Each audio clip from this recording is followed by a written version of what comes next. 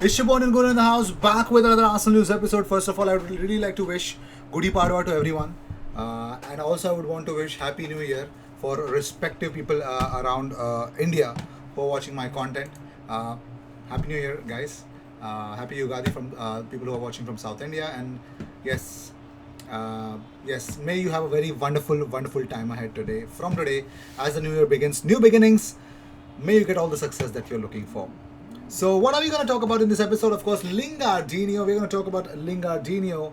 We could also talk about what Jesse Lingard has been advised by two major Manchester United icons in Rio Ferdinand and Gary Neville.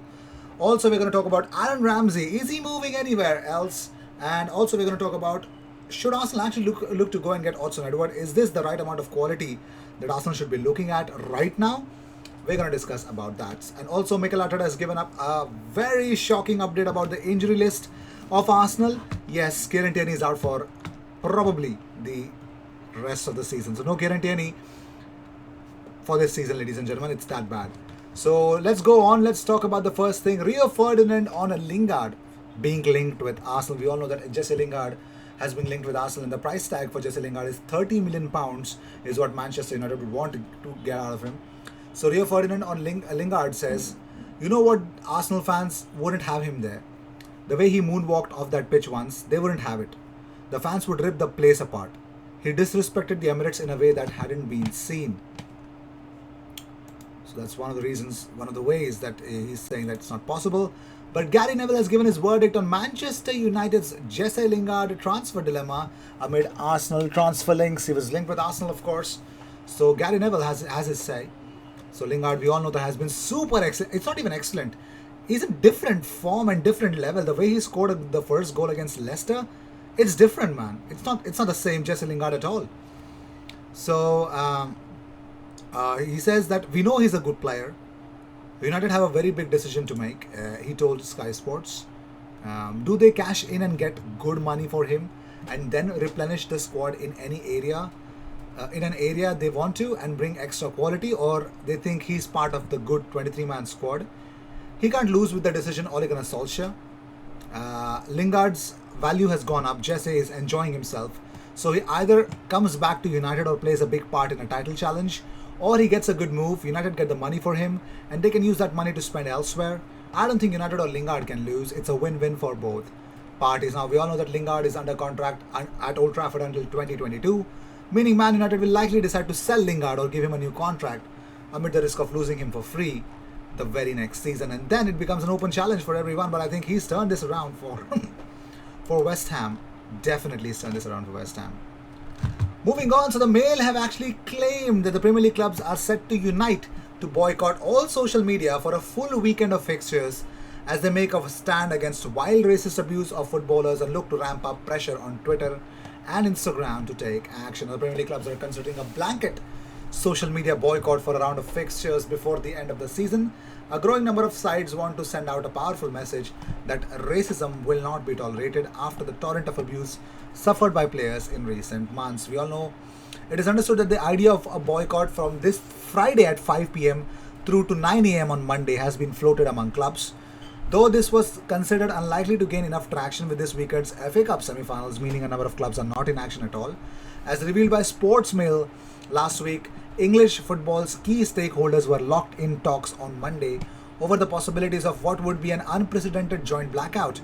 As Swansea became the first club to ditch social media last week, with a self-imposed ban lasting 7 days, north of the border Rangers did likewise. The situation, however, is complex. Many clubs have commercial agreements with firms that include promotion on their social media channels. Indeed, the use of social media is now a key asset for many when they negotiate deals, especially for those within the Big Six. Despite that, there is a belief that such hurdles can be overcome, given the potentially damaging optics that would no doubt follow should companies object to the proposal. That's the big thing, and that's the big talk that we're going to have as well. So, moving on. So, a source at one Premier League club explained that what we don't want is a situation where some clubs have their own boycott while others do not. This is very much all or nothing. If every club decided to do a blanket ban at the same time, and if that was around the same round of fixtures, it would have the maximum possible impact. So it makes sense because Tottenham star Heung-min Son and Raheem Sterling are the latest high-profile players to be targeted for abuse through their own social media channels. You know that.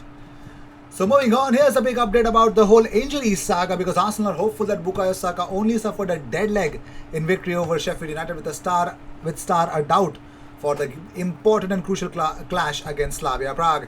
Arsenal are optimistic Bukayo Saka has avoided serious injury after being forced off against Sheffield United. So defenders David Luiz and Kieran Tierney are out, though captain Pierre-Emerick Aubameyang is expected to return after missing the Sheffield United game. Martinelli has confirmed that he is fit. Well, we all know that. So this is the official statement of Mikel Arteta. You can actually read it for yourself. That he said, for Thursday, David will be out. Kieran is out, probably for the season. So Kieran Tierney is out for the season.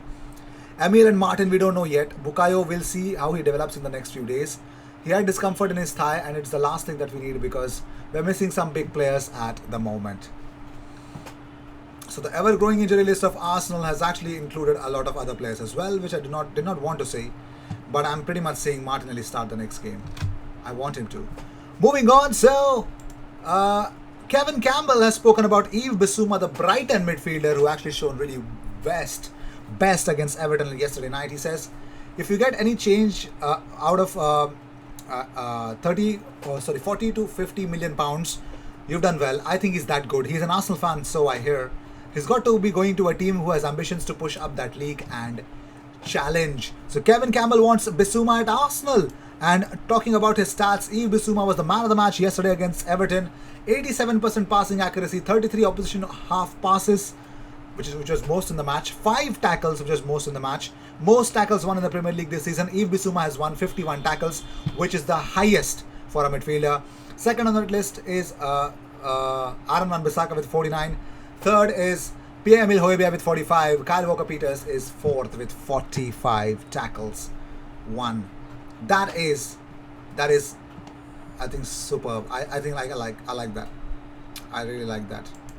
Well, moving on. So Arsenal's Ainsley Maitland-Niles was awarded man of the match for his performance against West Bromwich 3-0 win over Southampton. Yes, they destroyed Southampton 3-0, and Ainsley Maitland-Niles was the midfield powerhouse for them. How crazy is that?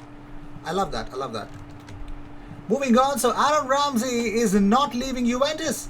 His future takes fresh twist amid Tottenham transfer links. We all saw him linked with Liverpool as well. So Aaron Ramsey has been regularly linked with a return to the Premier League since his move to Juventus. Ramsey left the Arsenal, we all know, is joining Juventus in 2019. Now, Athletic claim that Ramsey is happy at Juventus and that as far as he's concerned, the old lady have no plans to sell him this summer. Reports have claimed that Juventus could look to cash in with Ramsey, who's now 30 years of age, still likely to be worth around £20 million. But it seems that's not the case. Welshman has already won a Serie A title at Juventus, though he won't add to his trophy collection this season, with Inter Milan looking set to take the Serie A. This season, Ramsey has had a semi-regular in Turin, missing 7 league games through injury and making 20 appearances, starting in 12 of them. And he also made 7 Champions League appearances and has managed 2 goals and 5 assists across all competitions so far this season. Those statistics are hardly eye-catching, but it still seems as though Ramsey is a part of Juventus's plan. So, nope, Spurs, you aren't going to get your hands on Ramsey, at least in this summer transfer window. So, according to Michael Black, who's actually written a post on sportslens.com, that Arsenal need to think bigger if they are serious about returning to the big time. The news that Arsenal are still hoping to sign Odsonne Edouard from Celtic this summer should fill the fans with dread. According to Telegraph's Sam Dean, the Gunners are competing with Leicester City to sign the 23-year-old. Dean claims that a fee in the region of 15 to 20 million pounds should be enough to secure Odsonne Edouard's services. Edouard is apparently being viewed as a replacement for Alex Lacazette, who continues to be linked with a move away from the club. Whichever member of Arsenal staff has come up with this bright idea should be fired on the spot. Would you believe it? Yes, that's the key. So Edouard appears to have a decent enough goal scoring record, having bagged 81 goals in 163 games. 163 games, 81 goals. That's a really good number, isn't it? And however, when you consider the level of the opposition he's facing in Scotland, his tally is somewhat underwhelming. Edouard's performances this season has largely been lackluster, with the forward often looking like he can't be bothered at all Although he has scored 16 goals in 26 league appearances, none of those came against newly crowned champions Rangers. So this report is actually undermining Odsonne Edouard, which is quite an Arsenal pro, if you ask me. I'd really want some. Okay, yeah, I get their point. So with this, we end this episode. Thank you so much for tuning in. If you seek daily Arsenal content, best place to be, consider subscribing if you seek the best of the best. Also, take part in the poll in the community tab, and of course, you can actually be a patron to this channel by taking channel memberships. I would be highly obliged if you support the channel in any way. And of course, we're gonna have some discussions of the Champions League tonight, and of course, have a watch along for the Bayern versus PSG game tonight. Cheers.